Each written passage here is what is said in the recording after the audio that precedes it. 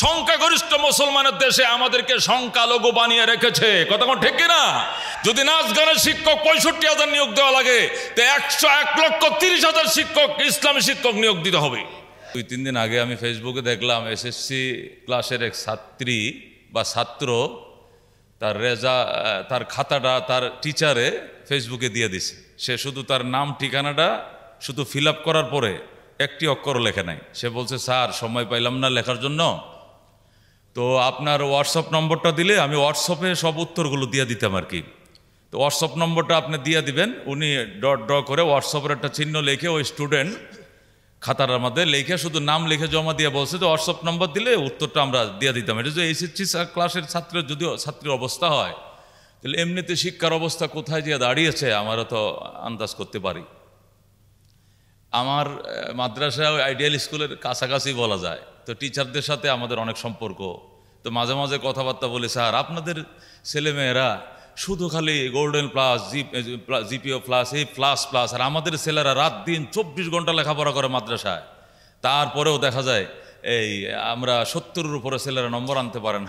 হুজুর আমাদের এই অবস্থা যদি আমরা বলি জাতির সামনে, তা আমাদের চাকরি তো থাকবেই না, আমাদের চাকরি থাকবে না। জাতির জোতা আমাদের গলায় পড়ায় আমাদেরকে রাস্তা রাস্তা ঘুরাবে।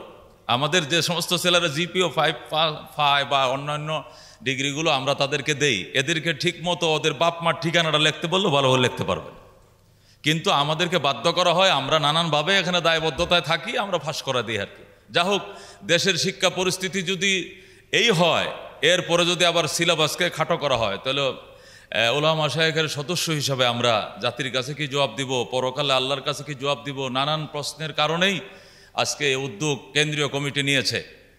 আল্লাহ নবী সাল্লাল্লাহু আলাইহি সাল্লাম বলেছেন, আমি দুনিয়াতে আসার জন্যে আমার বাবা হযরত ইব্রাহিম আলাইহিস সালাম 4000 বছর আগে দোয়া করছেন। ইব্রাহিম আলাইহিস সালাম রাব্বানা ওবাস ফিহিম রাসূলান বলে দোয়া করছেন, আল্লাহ আমার বংশের মধ্যে এমন রসুল পাঠাইও যিনি এই এই এই কাজগুলো করবেন। এই দোয়া ইব্রাহিম করছেন 4000 বছর আগে, দোয়ার ফসল জগৎবাসী পাইছে 4000 বছর পরে। আজকে আমরাও যদি আমাদের এই প্রজন্মেদের জন্য এখন থেকে ফিকির করা শুরু না করি, হয়তো আমরা দুনিয়াতে থাকবো না, বা আমরা আছি এখনো আলেম ওলামা দেশে আছে, এখনো কোনো মতে আছে ইসলাম, কিন্তু 2 বছর পরে, 10 বছর পরে, 20 বছর পরে, প্রজন্মের পর প্রজন্ম চেঞ্জ হওয়ার পরে দেশে ইসলামের নাম নিশানা থাকবে না। কথা কোন ঠিক কিনা? এই জন্যই আমাদের পক্ষ থেকে জোরালো দাবি, প্রচণ্ডভাবে জোরালো দাবি, এই উলামা শায়েখ আইম্মা পরিষদ অরাজনৈতিক সংস্থা, কিন্তু উলামা শায়েখ আইম্মা পরিষদকে যদি বাধ্য করা হয় দেশের জাতি এবং প্রজন্মের স্বার্থে, প্রয়োজনে আমরা রাস্তায় নামবো। এই ডক্টর ইউনূসকে যদি প্রশ্ন করা হয় অবকাঠামো উন্নয়ন হচ্ছে না কেন, রাস্তাঘাট বাংছে জোড়া দেন না কেন, একটা কারেন্টের খুঁটি লাগান নাই, 10 কিলোমিটার রাস্তা কাজ করেন নাই, কয় আমরা উন্নয়নের জন্য আসি নাই, আমরা নির্বাচনের জন্য আসছি। ওখানে যদি বলেন উন্নয়নের জন্য আসি নাই, তাহলে এখানে আবার শিক্ষক নিয়োগ দেওয়ার, নাচ গানের শিক্ষক নিয়োগ দেওয়ার জন্য অধিকার আপনাদেরকে কে দিয়েছে? যদি নাচ গানের শিক্ষক 65,000 নিয়োগ দেওয়া লাগে, তো 1,30,000 শিক্ষক, ইসলামী শিক্ষক নিয়োগ দিতে হবে। আমি কিছুদিন আগে এই সখীপুরে একটা প্রোগ্রামে গেলাম, সখীপুর, টাঙ্গাইল সখীপুরে। তো প্রাইমারি স্কুলের সামনে তাফসির মাহফিল, স্কুলের হেড স্যারের অফিসে নিয়ে বসাইছে। আমি বললাম, হেড স্যার কই? হুজুর হেড স্যার যে হেড স্যার, এই স্যারকে আপনাদের সামনে এনে বসানো যাবে না, এক তো মহিলা আবার হিন্দু। আমি বললাম, তাহলে সহকারী স্যার কাউকে দেন। কই এই স্কুলের মধ্যে কোনো পুরুষ টিচারই নাই, এই স্কুলের মধ্যে কোনো পুরুষ টিচারই নাই, আবার হেড স্যার হলো হিন্দু। আমি বললাম, তো ইসলামের অবস্থা কি? কয় 12টার থেকে 12:30 কাঁটার মধ্যে ঘোরাফেরা করতেছে। এই হলো দেশের অবস্থা। আমার গ্রামের যে স্কুল, এই স্কুলের মধ্যে কোনো মুসলমান টিচার নাই, সব হিন্দু টিচার, পুরুষও আছে মহিলা আছে। আমার প্রশ্ন, একটা টিচারও যে মুসলমান নাই, ধর্ম বই পড়ায় কে? বলেন, ধর্মীয় বই পড়ায় কে? এইভাবে খোঁজ নিয়ে দেখলে সংখ্যাগরিষ্ঠ মুসলমানের দেশে আমাদেরকে সংখ্যালঘু বানিয়ে রেখেছে। কথা কোন ঠিক কিনা? এই ষড়যন্ত্র গত 53 বছর হয়েছে, রানিং এনজিও সরকারও করার জন্য মেতে উঠেছে। কথা কোন ঠিক কিনা?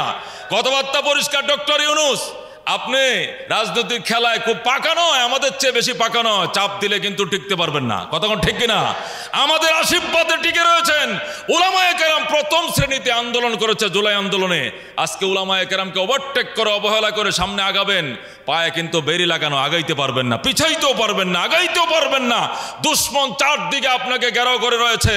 সুতরাং উলামায়ে কেরামকে খেপাবেন না, আমাদের জাতির ভবিষ্যৎকে ধ্বংস করবেন না।